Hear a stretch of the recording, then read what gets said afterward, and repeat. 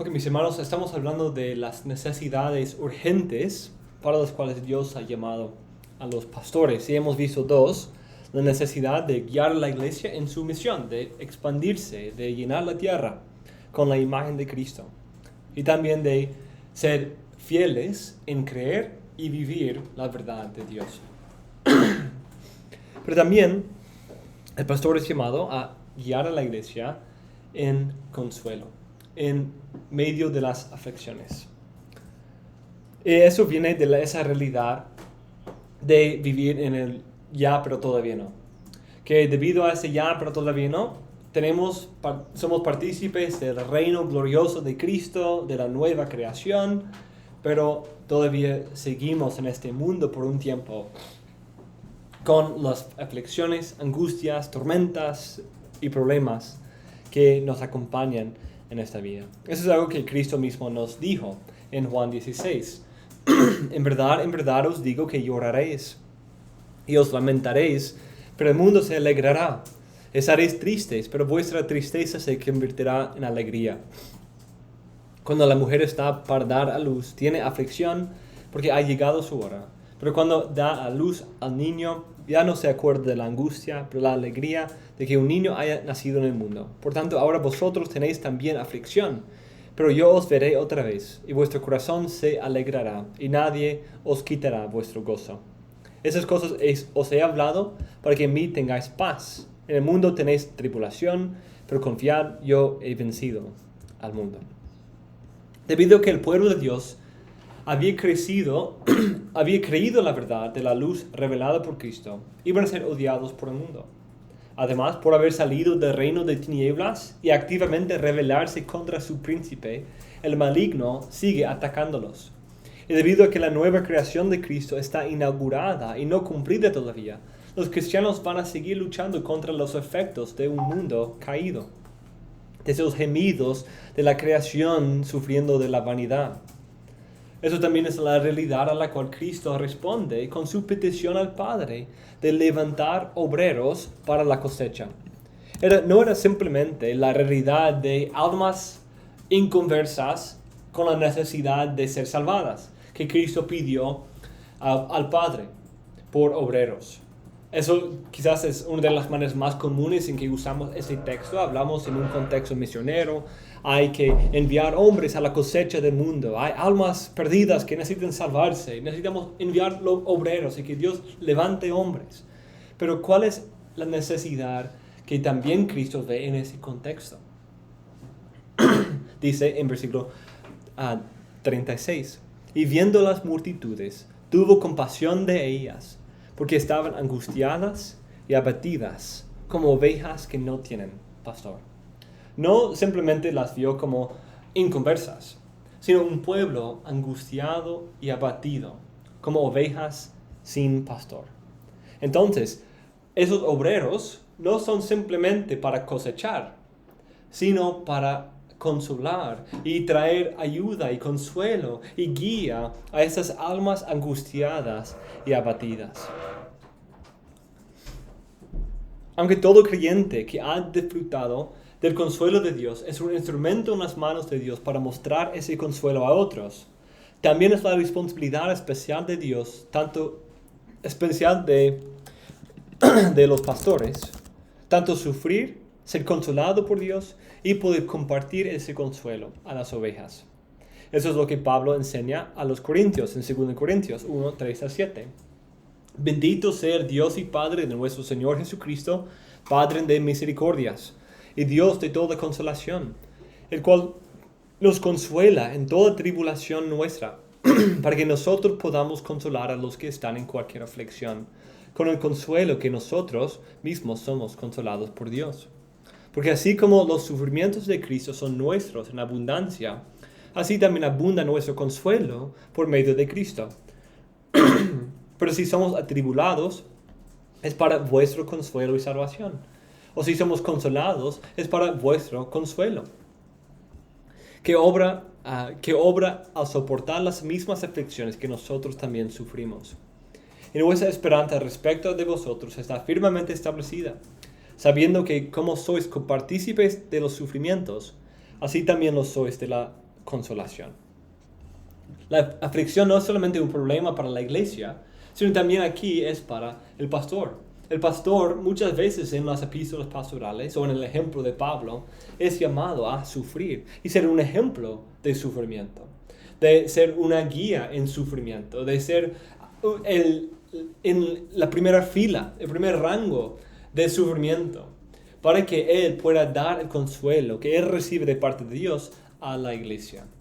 Y para que ellos participen en ese consuelo a través de sus sufrimientos. Incluso el sufrimiento del pastor, su ministerio, su enseñanza y también sus propios sufrimientos son para el bien y el consuelo de la iglesia. Dios le llama a sufrir para que pueda dar consuelo a la iglesia. Le llama a sufrir, pero también a ser consolado, para que ese mismo consuelo que Él recibe sea dado a la iglesia.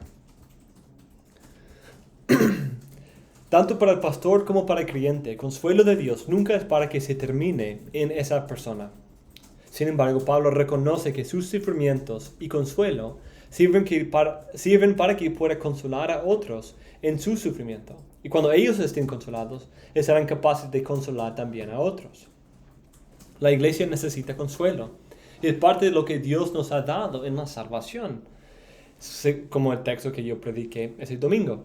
Y que nuestro Señor Jesucristo mismo, y Dios nuestro Padre, que nos amó y nos dio consuelo eterno y buena esperanza por gracia, consuele vuestros corazones y os afirme en toda obra y palabra buena. Segundo Tesalonicenses 2, 16 y 17. Y por lo tanto, es el trabajo especial de los pastores, ser mensajeros y canales de dar ese consuelo de Dios logrado en Cristo a su pueblo. Y de hecho ese es el ejemplo que vemos de Pablo aquí. Está orando que eso sea una realidad en su pueblo. Él ora tanto que ellos anden dignamente del Evangelio, como el punto anterior, pero también ora que Dios les consuele con la gracia del Evangelio. Las promesas y consuelo de Dios no son solamente para nosotros los pastores, sino también son para todo creyente, y es nuestro privilegio ser embajadores de esas buenas nuevas y llamar a los creyentes a ver, creer y esperar en las promesas que son suyas en Cristo. Pablo nos da un ejemplo de un pastor que busca suplir esta necesidad en 1 Tesalonicenses. En 1 Tesalonicenses 3, 1 a 5, Pablo nos da este ejemplo de un pastor que consuela a los cristianos y también afirma como Cristo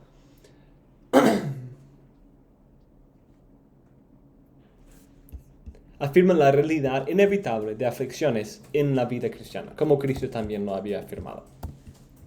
Por lo cual, no pudiendo soportarlo más, pensamos que era mejor quedarnos solos en Atenas y enviamos a Timoteo, nuestro hermano y colaborador de Dios en el Evangelio de Cristo, para fortaleceros y alentaros respecto a vuestra fe, a fin de que nadie se inquiete por causa de esas aflicciones, porque vosotros mismos sabéis que para esto hemos sido destinados. Porque en verdad cuando estábamos con vosotros os predecíamos que íbamos a sufrir aflicción, y así ha acontecido como sabéis.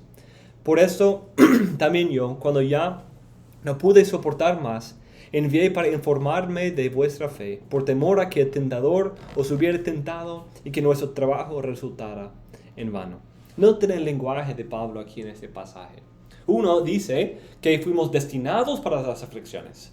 Y él mismo había predicho la venida de más aflicciones en la iglesia. Entonces, es una realidad de la iglesia, sufrir aflicciones.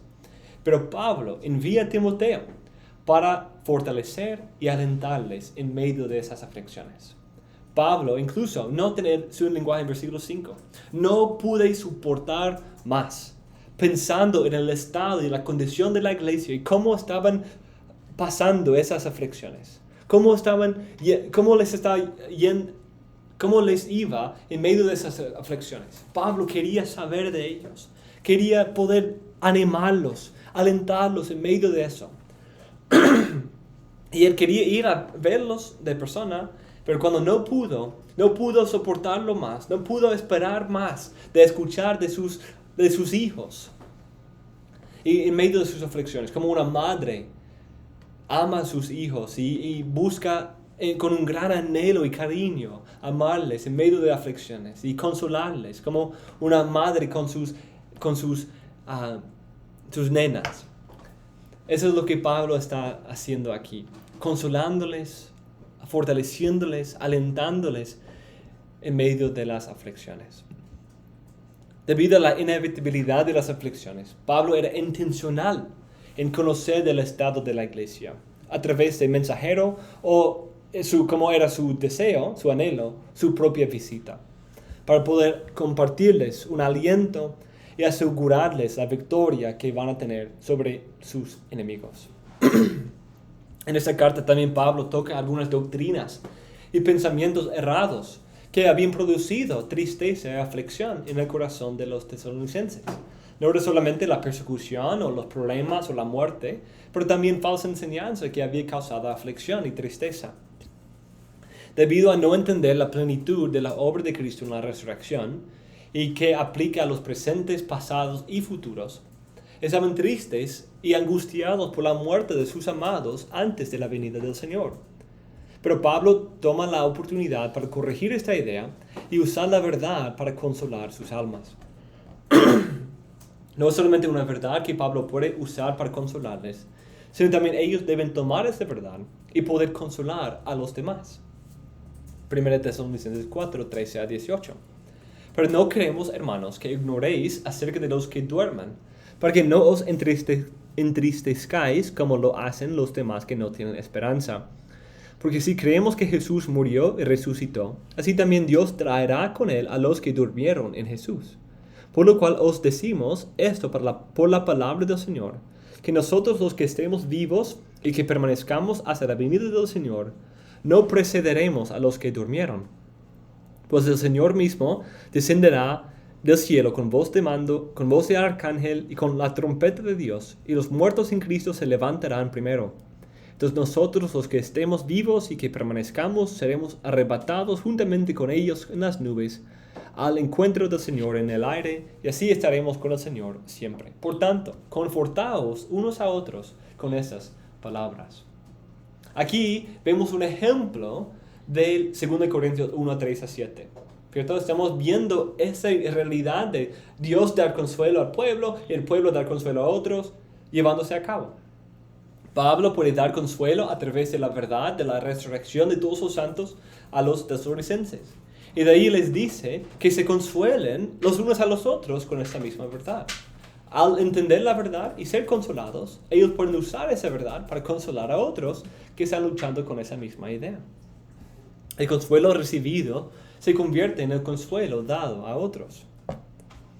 Pablo luego va a usar otra verdad, la verdad de la salvación de la ira de Dios, que recibimos en Cristo, para dar consuelo a los tesalonicenses. Y otra vez, esta verdad que nos da consuelo se convierte en el instrumento que podemos usar para alentar a otros. 1 Tesalonicenses 5, 9 a 11. Porque no nos ha destinado Dios para ira, sino para obtener salvación por medio de nuestro Señor Jesucristo, que murió por nosotros, para que ya sea que estemos despiertos o dormidos, vivamos juntamente con Él. Por tanto, alentaos los unos a los otros y edificaos el uno al otro, tal como lo estáis haciendo. Eso también es parecido a lo que Pablo dice a los filipenses en capítulo 1. Solamente comportaos de una manera digna del Evangelio, de modo que ya sea que vaya a veros o que permanezca ausente, pueda oír que vosotros estáis firmes en un mismo espíritu, luchando unánimes por la fe del Evangelio, de ninguna manera amedrentados por vuestros adversarios, lo cual es la señal de perdición para ellos, pero de salvación para vosotros, y esto de Dios. Y de ahí sigue. Porque a vosotros se os ha concedido, por amor de Cristo, no solo el creer en Él, sino también el sufrir por Él, sufriendo el mismo conflicto que visteis en mí y que ahora oís que está en mí. Los pastores deben ser expertos en sufrir y dar consuelo. Y deben poder llorar con los que lloran, tener compasión de los angustiados y los abatidos. Es el estado de angustia y aflicción que llevó a Cristo a ver las multitudes como ovejas sin pastor. Y que nuestras ovejas no siguen en este estado, aunque tengan a alguien con el nombre de pastor. Otra vez, Piensen de esto. Muchas veces los pastores descuidan esta parte de su obra. Y por eso la iglesia, aunque con un pastor, en algún sentido, alguien sobre ellos con el título pastor, en el contexto de Mateo 9, todavía puede aplicarles ese mismo lenguaje. Estando angustiados y abatidos, siguen como ovejas sin pastor. Quizás predica fielmente a los perdidos y da muchas instrucciones prácticas y lecciones doctrinales. Pero si no conoce las aflicciones de las ovejas y no busca consolarlas en medio de eso, es un pastor, en el mejor de los casos, solo parcial. Pero puede ser también que es un pastor falso, uno de esos salariados que no ama las ovejas, sino solo el pago o la fama. Los pastores deben escuchar el llamado de Dios y obedecerlo, que vemos en Isaías 40. Consolad a mi pueblo, dice vuestro Dios. Hablad al corazón de Jerusalén y decirle a voces que su lucha ha terminado, que su iniquidad ha sido quitada, que ha recibido de la mano del Señor el doble por todos sus pecados. Pero no solamente Dios llama a sus siervos a consolar a su pueblo, sino Dios mismo es el que consuela a su pueblo y los apacienta como ovejas de su redil. Como pastor apacentará a su rebaño, en su brazo recogerá los corderos y en su seno los llevará. Guiará con cuidado las recién paridas. Debemos buscar cumplir esta parte de nuestro ministerio, siendo constreñidos por el mismo amor de Cristo por su pueblo, siendo pastores conforme al corazón de Dios. Los autores del Nuevo Testamento también demuestran ese aspecto del corazón pastoral. Ellos están modelando para nosotros cómo guiar a la iglesia a sufrir bien, dándoles consuelo en medio del sufrimiento. Romanos 5 habla de debido a la reconciliación que tenemos con Dios por Cristo, podemos gloriarnos en medio de las tribulaciones, sabiendo que son parte de nuestra santificación y nos dan esperanza nos dan un carácter probado y esperanza en medio de las aflicciones. También Santiago 1 llama a los cristianos a considerarlo sumo gozo el sufrir diversas pruebas, porque produce santidad, porque produce carácter, porque nos prepara para la gloria. También 1 de Pedro 1, 6-9, habla de lo mismo. Aunque ahora por un poco de tiempo, si es necesario, seáis afligidos con diversas pruebas, para que la prueba de vuestra fe, más preciosa que el oro que perece, aunque probado por fuego, sea hallada que resulte en alabanza, gloria y honor en la revelación de Jesucristo, a quien sin haberle visto le amáis, y a quien ahora no veis, pero creéis en él, y os regocijáis grandemente con gozo inefable y lleno de gloria, obteniendo como resultado de vuestra fe la salvación de vuestras almas. O 1 de Pedro 5, habla de cómo después de que hayáis sufrido un poco de tiempo, el Dios de toda gracia, que os llamó a su gloria eterna en Cristo, Él mismo os perfeccionará, afirmará, fortalecerá y establecerá.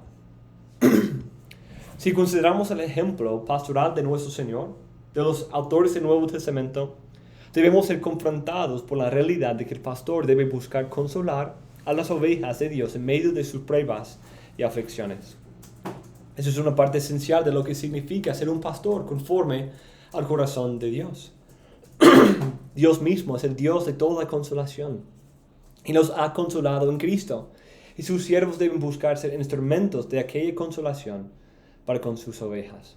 Sí, nosotros disfrutamos de la promesa de una herencia eterna donde no habrá dolor, muerte o lágrimas. Pero la escatología no se ha realizado completamente aún. Estamos en el ya, pero todavía no. Un día esta obra del pastor no será necesaria. Dios mismo nos habrá consolado a la perfección. Pero hoy en día es imperativo como los embajadores y colaboradores con Dios que busquemos consolar y alentar las almas de los angustiados y abatidos.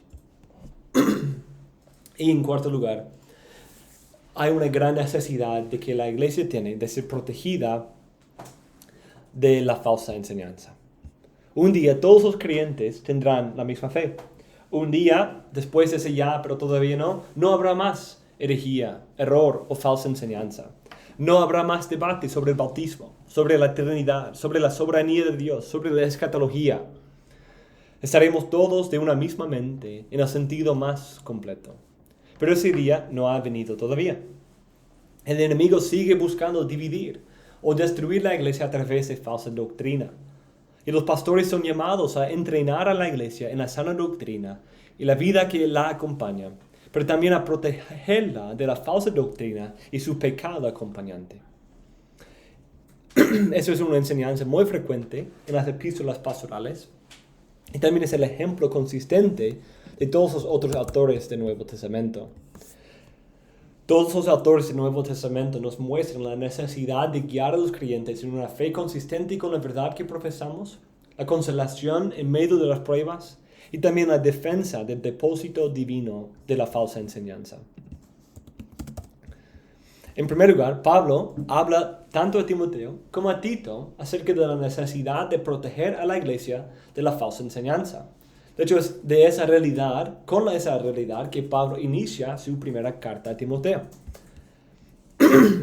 Como te rogué a partir para Macedonia, que te quedaras en Éfeso, para que instruyeras a algunos que no enseñaran doctrinas extrañas, ni prestaran atención a mitos y genealogías interminables, lo que da lugar a discusiones inútiles, en vez de hacer avanzar el plan de Dios que es por fe. También dice en 1 Timoteo 4, pero el Espíritu dice claramente que en los últimos tiempos algunos apostatarán de la fe, prestando atención a espíritus engañadores y a doctrinas de demonios, mediante la hipocresía de mentirosos que tienen cauterizada la conciencia, prohibiendo casarse y mandando abstenerse de alimentos, etc. 1 Timoteo 6. Si alguno enseña una doctrina diferente y no se conforma a las sanas palabras, las de nuestro Señor Jesucristo, y la doctrina que es conforme a la piedad, noten eso, está envanecido y nada entiende, sino que tiene un interés morboso en discusiones y contiendas de palabras, de las cuales nacen envidias, pleitos, blasfemias, malas sospechas, constantes rencillas entre hombres de mente depravada, que están privados de la verdad, que suponen que la piedad es un medio de ganancia.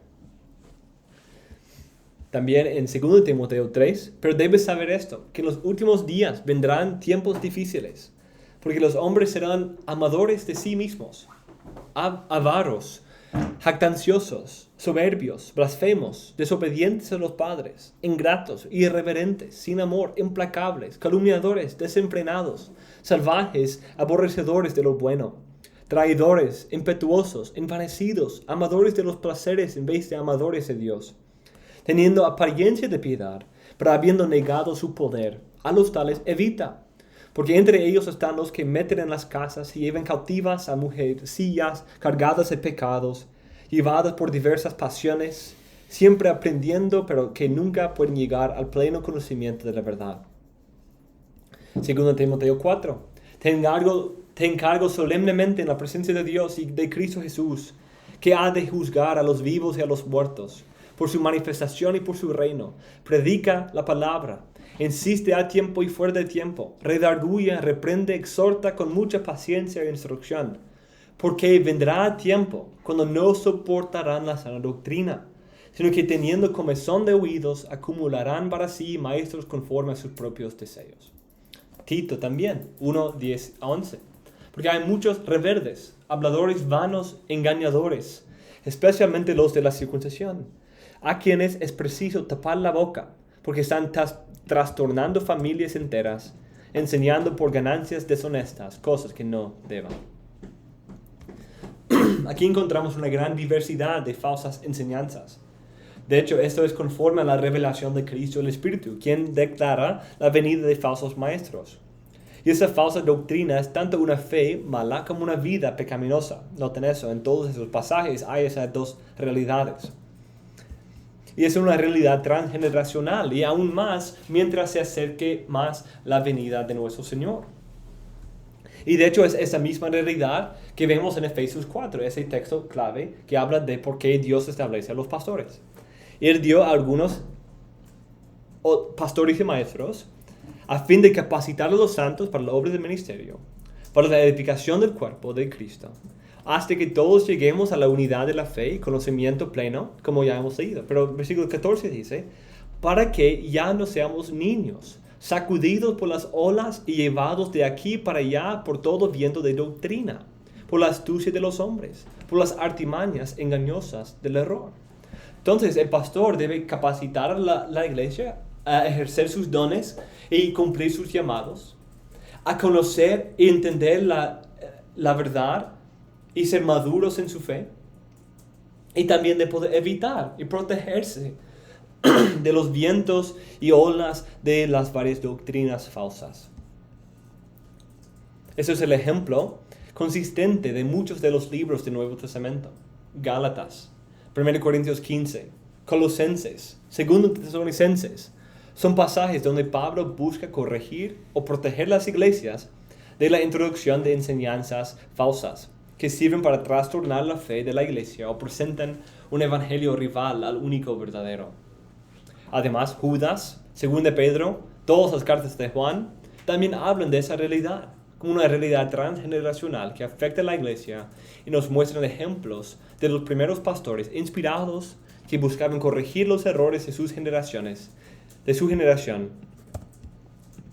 y proteger a los fieles de la infiltración de esos lobos en piel de oveja. Esa es una gran necesidad. La iglesia es el depósito de la verdad y debe ayudar a sus miembros a discernir el error y la verdad, tanto errores doctrinales como prácticos. A veces no es suficiente simplemente enseñar positivamente, pero cuando la iglesia está en peligro, a veces el error tiene que ser señalado, criticado, condenado y corregido. Es para este propósito y para ayudar con esa necesidad que Dios ha levantado a los pastores entre su cuerpo. Aunque es una responsabilidad de cada miembro proteger y mostrar misericordia a los que dudan, es especialmente la obligación del pastor proteger y también a entrenar para que los miembros puedan defenderse a sí mismos y los unos a los otros. Los pastores deben equipar a la iglesia por esta parte importante de la obra del ministerio. La urgencia y grandeza de esas necesidades pueden llevarnos a pensar de que la respuesta a esa necesidad es simplemente más pastores. En conclusión, es decir, hay tanta obra que hacer, hay tantas millas que cosechar, hay tantas almas que ayudar y consolar y guiar en la justicia. Hay tantas falsas doctrinas, necesitamos más pastores. Pero espero que ya podemos ver que eso no es suficiente. No necesitamos simplemente más hombres con el título pastor. No simplemente necesitamos adelantar el proceso de la ordenación y saltar los pasos, saltar las cualificaciones, saltar el carácter piadoso y esas cosas, porque necesitamos más pastores, porque hay más cosecha que cosechar. Aunque más pastores en la iglesia sin pastor, o con solo uno o pocos en lugares donde no hay iglesias, todavía es una necesidad para la expansión de la iglesia y la edificación de las iglesias que ahora están incompletas. Pero realmente la respuesta que el ministerio pastoral puede ofrecer, sabiendo que la verdadera solución viene de Dios, es un ministerio pastoral más balanceado, que busca suplir todas esas necesidades por el ejemplo pastoral del pastor, su predicación, su consejería o ministerio de la palabra en privado. Y además de un ministerio más diverso y balanceado, necesitamos también más pastores con un carácter de piedad bíblicos. Una de las causas principales del ministerio desbalanceado no es que hayan pastores que no conocen la doctrina, aunque sí es un problema grande, especialmente fuera del círculo reformado, sino parece ser entre las iglesias reformadas que hay más pastores con una buena doctrina que no tienen la piedad que debe reflejarse. Es este carácter piadoso que establece al pastor como un buen ejemplo al rebaño, y también es ese carácter piadoso que le capacita para ser un instrumento de Dios para librar a los cautivados por Satanás. En 2 Timoteo 2:24. En primer lugar, necesitamos que los pastores que tengan un ministerio que busca ayudar a los creyentes en todas esas áreas. Necesitamos pensar de esa manera. Mi sermón, ¿qué de esos propósitos ayuda? Como pensando, yo aplicaba eso a mi sermón el día de domingo. ¿Cómo estoy ayudando a la iglesia en esto? ¿Cómo estoy ayudando a la iglesia? Pues espero dar consuelo a la iglesia. Eso era parte del propósito del texto y parte de lo que yo quería transmitir a ellos. Dar consuelo a los cristianos en medio de aflicciones. También yo quería guiarles en cómo vivir de una manera conforme al Evangelio. Y por eso hablaba de cómo el Evangelio afecta tanto nuestro interior por darnos consuelo, como nuestra vida exterior por producir fruto de buenas obras y palabras. Porque esa es parte de esa realidad. También esperaba que quizás el predicar la verdad de la obra de Dios y nuestra dependencia de Él nos guiaría a evitar error. No toqué ese tema más explícitamente, pero en un sentido el predicar positivamente la verdad es algo que ayuda a evitar el error. Aunque hay otros textos cuando debemos tocarlo más directamente. Entonces, podemos pensar de esa manera. ¿Cómo en esta conversación, en esa consejería, en este sermón, cómo estoy contribuyendo a suplir esas necesidades en la iglesia? Entonces necesitamos buscar asegurar que lo que estamos haciendo toque todas esas áreas en alguna manera. También necesitamos que los pastores presentes reflejen más el carácter de Cristo, que huelen más del aroma y fragancia de Cristo. Porque es Cristo quien es realmente la solución. Y necesitamos que los pastores sean un mejor ejemplo y sean más conformados a la imagen de Cristo. Para que al ver, como yo digo a veces de los esposos, nosotros somos llamados como esposos a amar a nuestras esposas como Cristo ama a la iglesia. Y yo quiero ejemplificar tanto el amor de Cristo a mi esposa que resulta que ella ama más a Cristo por ver su amor en mí. Porque si Cristo le ama como yo le amo, ella puede decir, wow, Cristo es tan glorioso y me ama tanto, porque mi esposo me está reflejando ese amor. Que no haya ese descuerdo. Yo espero que Cristo no me ama como mi esposo me ama. Y así debe ser también con la iglesia. Nosotros somos llamados a reflejar el amor de Cristo para con la iglesia. Ese cuidado que Dios mismo, el buen pastor, el príncipe de los pastores, tiene. Y debemos buscar oler de Cristo en nuestra predicación y nuestra actitud, ejemplo y vida. En tercer lugar, necesitamos más pluralidad de ancianos. Porque a veces los pastores pueden tener dones más capaces de ayudar en una o algunas de esas necesidades más que en otras. Entonces necesitamos una diversidad de pastores para asegurar que la iglesia tenga un ministerio diverso y balanceado. Y sí, finalmente, parte de la necesidad es más pastores y más iglesias plantadas. Pero necesitamos pastores no simplemente con el título, no simplemente con un diploma que pueden poner en su pared, sino hombres piadosos, con un carácter piadoso, dispuestos a servir a la iglesia en esas áreas, capacitados con la buena doctrina y capacitados con una vida de santidad. Esos son el tipo de pastor que Cristo pidió al Padre, no simplemente hombres con el título de obrero o pastor, sino hombres que iban a hacer el trabajo para la gloria de Dios. Entonces, mis hermanos, esa es nuestra clase para el día de hoy sobre el ministerio pastoral. Esa parte era un poco más corta, pero vemos esas 4 necesidades en la iglesia. El expandir la iglesia, guiar a la iglesia en entender y vivir el evangelio, el consolar a la iglesia en medio de el ya pero todavía no, y también proteger a la iglesia de la falsa enseñanza. Para aprovechar algunos minutos más, que quizás hay otras necesidades, otras cosas que ven que no está incluido aquí, que quizás podemos... Con respecto al alimento espiritual, que el pastor es responsable de alimentar el rebaño, ¿está implícito ahí? Número 2. Número 2. Mucho. Número 2 es quizás una de las partes centrales de la obra del pastor. Es como para nosotros en inglés es la papa y carne de la dieta del pastor o su obra del pastor. Principal. Entonces, eso abarca mucho, el enseñar la verdad, el instruir, el dar alimento espiritual, el apacentar a la iglesia, el cuidar de la iglesia. Mucho de eso se encuentra ahí. También en el último punto, hermano, porque cómo podemos corregir el error sino mostrando la verdad. Sí, necesitamos esas dos partes.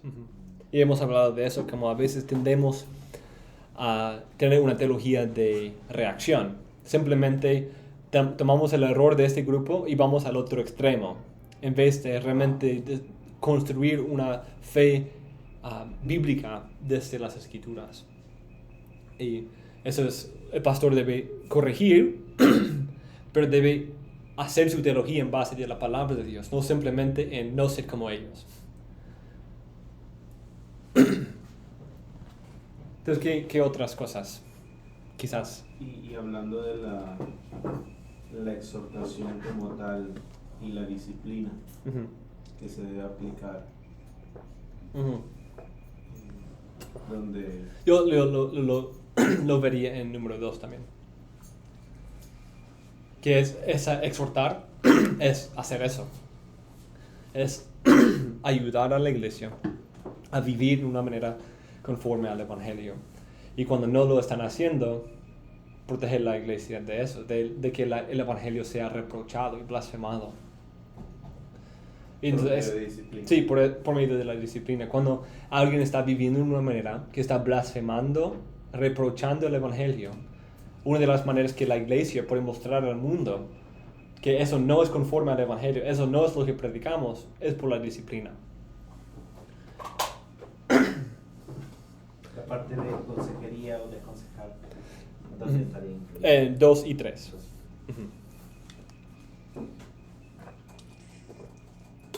De hecho, todos. Depende de la situación. Puede ser que la persona que viene necesita ser convertida. Puede ser que esa persona, y muchas veces de un cristiano que tiene una pregunta es cómo vivir a la luz del Evangelio, cómo tomar decisiones, cómo trabajar, cómo ser esposo conforme al Evangelio. También puede ser que tiene que corregir un error o tiene un trasfondo en un error que todavía le está afectando y necesita corregir esas interpretaciones falsas de su vida, de la palabra o de su entendimiento del Evangelio. O muchas veces también es dar consuelo en medio de los problemas que acompañan la vida en un mundo caído. Aflicciones, tentaciones, pérdidas, muerte, tristeza, esas cosas que podemos ayudar con el consuelo que Dios nos ha dado a nosotros.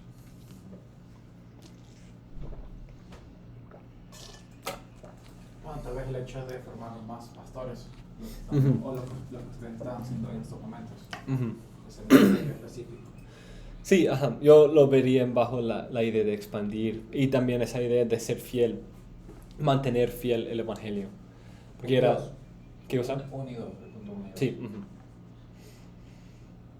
Sí, porque 2 es enseñar y guiar a la iglesia a vivir conforme a los llamados que Dios les ha dado.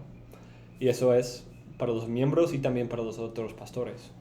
Debemos ayudar a la persona llamado a dar, llamado a ministrar, llamado a servir, a mostrar hospitalidad, a hacer eso para la gloria de Dios, conforme al Evangelio. Pero también algunos entran en nuestra iglesia, quizás sean llamados a ser pastor, sean llamados a plantar una iglesia, y debemos guiarles en eso. Porque los llamados son diversos. Y eso es muy interesante pensar de eso, ¿cierto? Que los pastores son llamados para capacitar a los hombres, a la iglesia, para la obra del ministerio. Y la obra del ministerio como es servir y el buen funcionamiento de la iglesia. Toda la diversidad, incluyendo a otros pastores. y los diáconos, También. ahí Sí, son llamados también a capacitar a los diáconos a ejercer su oficio, a cumplir su llamamiento. Hermano, una pregunta, ¿cómo nosotros podemos enseñar este aspecto de la iglesia? Por ejemplo, podemos hacer como una clase de escuela dominical, porque yo pienso que esto es importante, que los hermanos también puedan conocer cuáles las responsabilidades del pastor, los oficios que el pastor tiene, para poder tener esa relación apropiada, ¿no es cierto?, entre pastor y miembro, inclusive para que los miembros puedan corregir nuestros errores. O sea, se necesita obviamente la enseñanza. O pueden ayudar a, mira, pastor, estás criticando mucho los errores, pero no estás ayudándonos en nuestra vida práctica, no nos estás guiando, no nos estás consolando. ¿Dónde está esa parte del ministerio? ¿Qué espacio se puede tener dentro de la iglesia para poder enseñar esto? Me parece muy importante. Sí, quizás algo así, en los textos que hablan de eso, hablando de eso cuando se encuentran en el texto, también ejemplificándolo. Pero quizás teniendo una idea como resumida y consolidada de esto, sería quizás una escuela dominical o un sermón tópico, así lo dice, algo así quizás que puede ayudar a la iglesia. Pero también me pareció muy práctico eso de poder, una manera que incluso estoy, como dije, empezando a examinar mis propios sermones, de, ¿cómo cabe ese sermón en esto? Y como de ahí ir examinándome a la luz de eso. ¿Cómo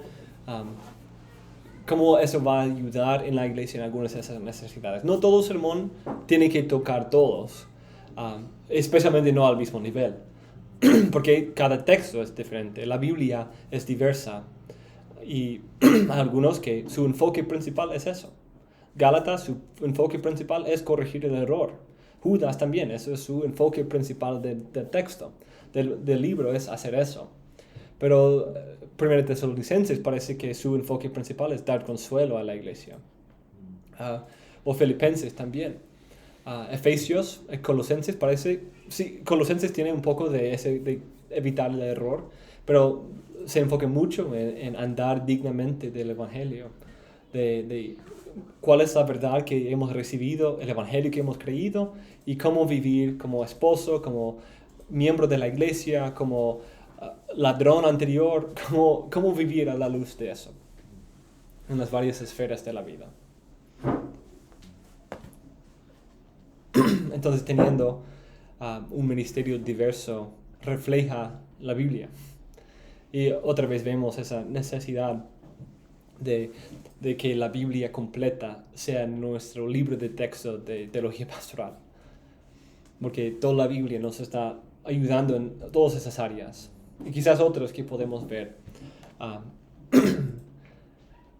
hoy en esas y en todas sus partes. Y guiándonos y ejemplificando, modelándonos cómo hacer eso.